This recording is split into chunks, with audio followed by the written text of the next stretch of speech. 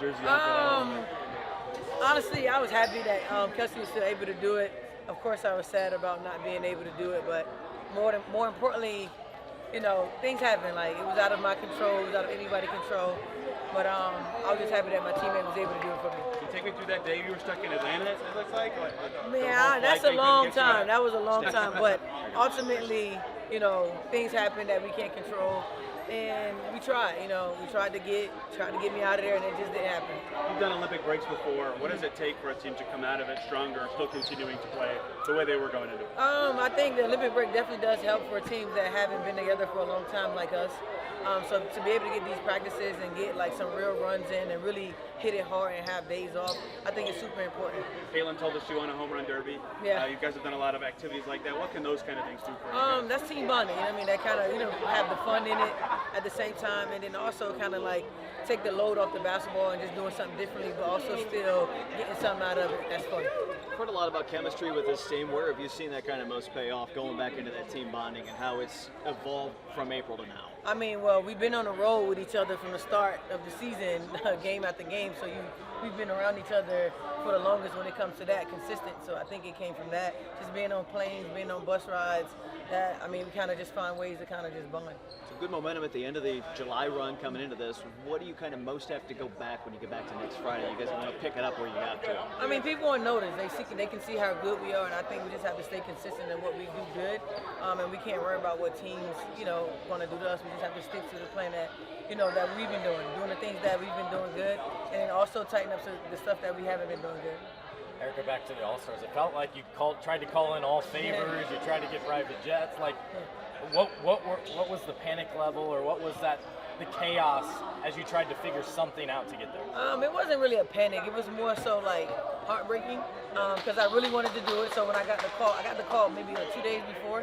So when I got the call, I was just like, oh yeah, this is what I'm ready for. And then to not be able to go, that's the heartbreaking part. But at the same time, like, I understand things happen in the world. So I wasn't too mad. I wasn't mad at anybody. I was more so heartbroken that I just couldn't be there. And then Kelsey was the obvious selection. Yeah, that fixed my heartbreak away. Can you share if she won? How was the split? Were you getting half? Were you getting a portion? That's between me and Kels. Okay. But I was just happy that it was one of my teammates was able to do it versus them switching me out for someone else.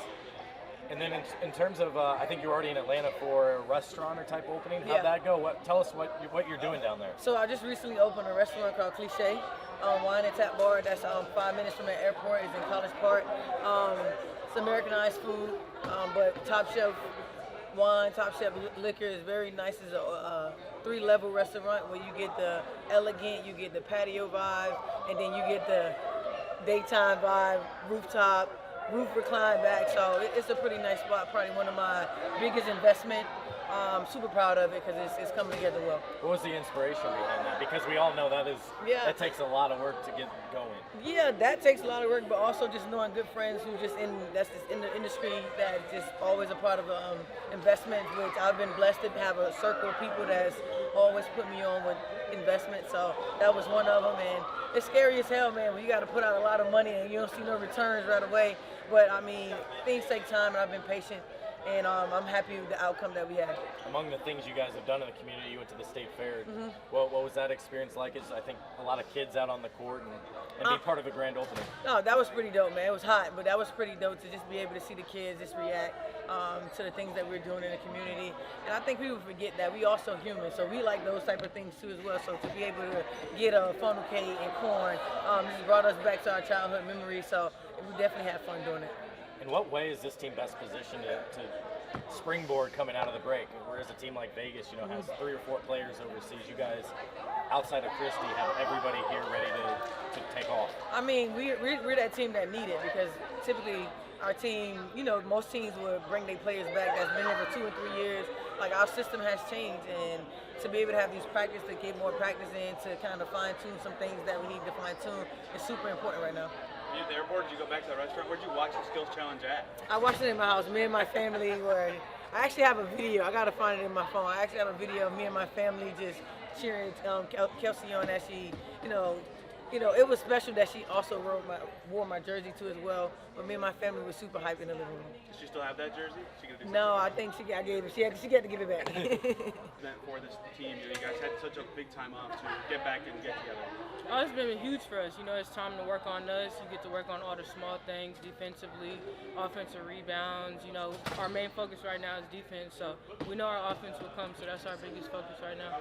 What have you prioritized in these couple of weeks that you've had off? Free throws, just earning my money at the stripe. I go so many times, it's like I gotta knock those down to get extra points on the board for us. So that's been my main focus. How have these games outside of basketball kind of broken up the monotonous of practice when there are no basketball games? Oh, they've been good. It just lets you, relax a little bit, not be so stressed out during, the season. So I think it's fun for us. We've heard a lot about chemistry with this team and how you've been building that. Where are you seeing that most on the court as you've gotten into August here versus maybe the start of the season? I would say we know how to communicate with each other now.